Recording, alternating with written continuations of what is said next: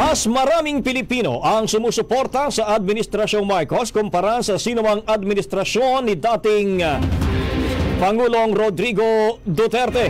Ito ang lumabas sa tugon ng masa survey na isinagawa ng Okta Research kung saan 36% umano na mga Pilipino ang panig sa mga Marcos habang 18% lamang sa mga Duterte at 8% ang pabor sa oposisyon.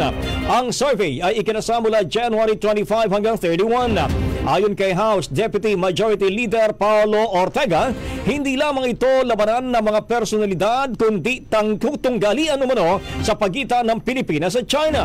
Malinaw niya na tinututulan ng mga Pinoy ang mga lider na kinokompromiso ang bansa para sa China sa pamamagitan ng pagsuko sa karapatan sa West Philippine Sea o di kaya ay sa pag-angat ng industriya ng Pogo na kontrolado ng interest ng Chinese national.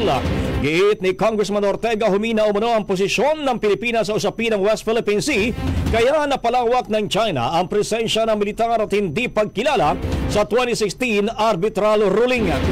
Dagdag pa niya ang katapatan ni dating Pangulong Duterte sa China ay hindi lamang tungkol sa West Philippine Sea dahil pinalawig pa ito sa Pogo na naging pugad ng krimen, human trafficking at korupsyon.